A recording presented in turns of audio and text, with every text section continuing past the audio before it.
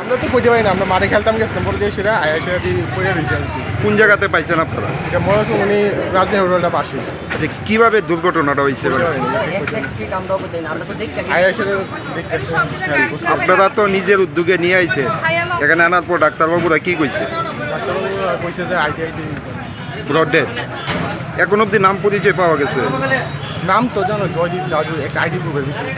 বাড়ির লোকে কি কোনো গাড়ি কি ধাক্কা দিছিল নাকি? গাড়ি তো একটা কি গাড়িটা? মালগাড়ি টাইপ। চালকরে কি আটক করা হয়েছে? আমরা তো দেখছি, আমরা তো গাড়ির ভিতরে আসলাম। আচ্ছা, ওনার বয়সটা কিরকম হইব? আমরা তো এক্সাক্ট করতে পারি না। আপনার নামটা কি? আমার নাম কৌশিক দেব। ঘটনাটা আমিও করতে পারি না।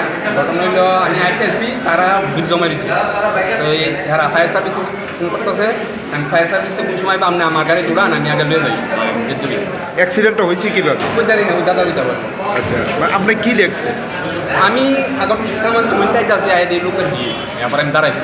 তারপর কি আপনার গাড়ি দিয়ে নিয়ে আইছে? হ্যাঁ, আমার গাড়িতে নিয়ে। এখন কি ছেলেটা জীবিত আছে না? আমি কইতে পারি না, ডাক্তার চেক করতে। ডাক্তারবাবুরা কি কইছে? আমি অন্য কথা বলছি না, ওই ভাইয়ের কথা বলছি।